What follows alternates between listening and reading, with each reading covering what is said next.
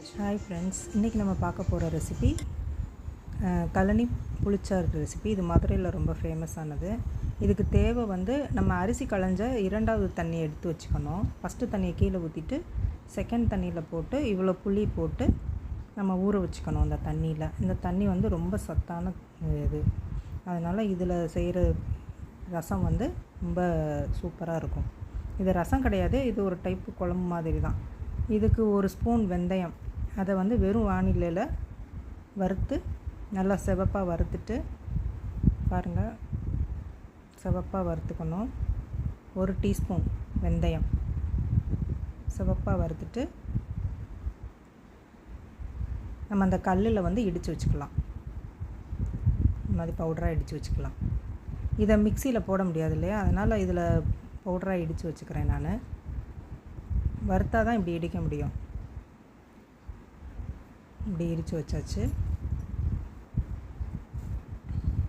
பாருங்கள், இந்த அளவுக்கு இடித்தா போதும். இப்போ ஒரு வாணலியில்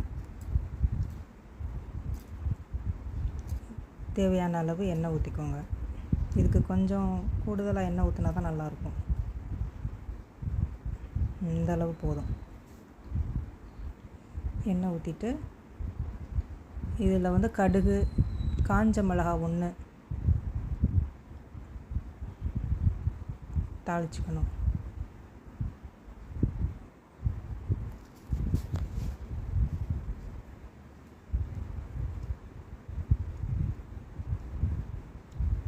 கடுகு வெடித்ததுக்கப்புறம் நம்ம வெங்காயம் போடலாம்.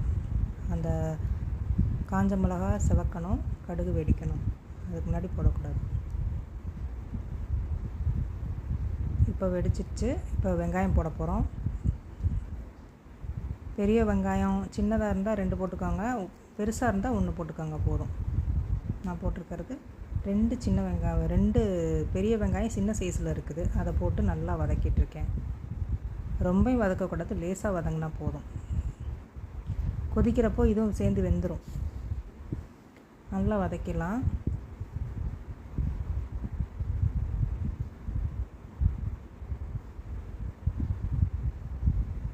பாருங்கள், இந்த அளவு வதங்கிடுச்சு. இப்போ கருவேப்பிலை போட்டுக்கலாம். காரத்துக்கு 2 பச்சை மிளகாய் போட்டிருக்கேன். ஏற்கனவே காஞ்ச மிளகாய் 1 போட்டிருக்கோம். இது புளிப்பு அதிகமாக இருக்கிறனால இது கொஞ்சம் மிளகாய் காரத்துக்கு நம்ம இது 2 மட்டும்தான் போடுறோம். கொஞ்சம் நசுக்கி விட்டுக்கலாம். நசுக்கி விட்டுட்டு நல்லா வதக்கி விட்றேன். இப்போ 1 தக்காளி, பழுத்த தக்காளி 1.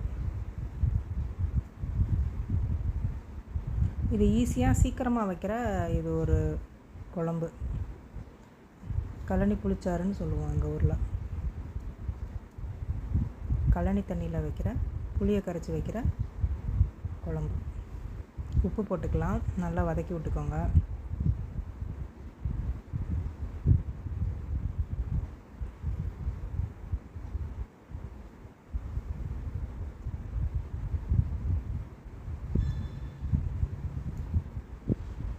பெருங்காயம் போட்டுக்கலாம்.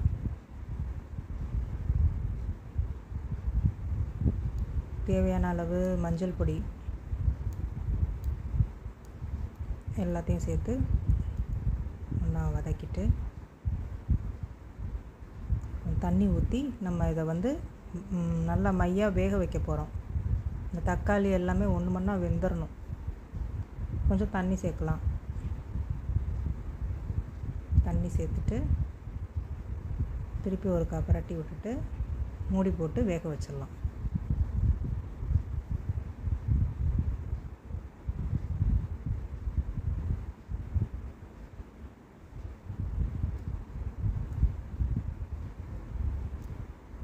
இப்போ நல்லா வெந்துருச்சு. பாருங்கள், நல்லா குழைவாக வெந்துருச்சு.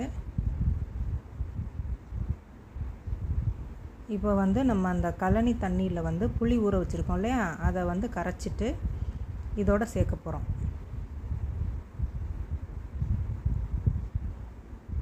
பாருங்கள், இந்த தண்ணியிலேருந்து கரைச்ச புளியை இதில் சேர்த்துக்கிட்டோம். உங்களுக்கு புளி அதிகமாக வேணும், புளிப்பு அதிகமாக வேணும்னா நீங்கள் புளியை வந்து கூட போட்டுக்கோங்க. இல்லை கம்மியாக தான் நீங்கள் சாப்பிடுவீங்கன்னா இதில் வந்து குறைச்சிக்கோங்க. ஆனால் ஒரு நெல்லிக்காய் சைஸ் அளவு புளி கரைக்கணும் அதுக்கு.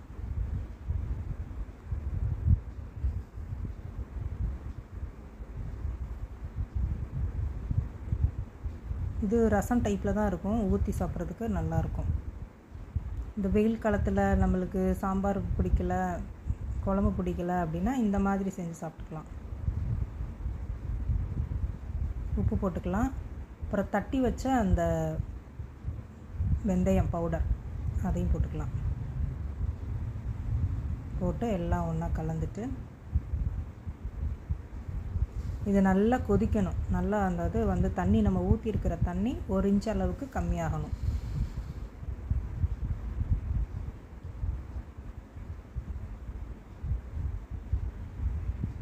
நல்லா மூடி போட்டு கொதிக்க வச்சுருவோம். நல்லா வாசமாக இருக்கும். அந்த வெந்தய பவுடர் எல்லாம் சேர்த்து ஒரு மணம் வந்துடும். பாருங்கள் நல்லா கம்மியாயிடுச்சு. பாருங்கள் எவ்வளோ தண்ணி இருந்தது, எவ்வளோ கம்மியாயிடுச்சுன்னு. இந்த ரெடி ஆயிடுச்சு. புளிச்சார் ரெடி.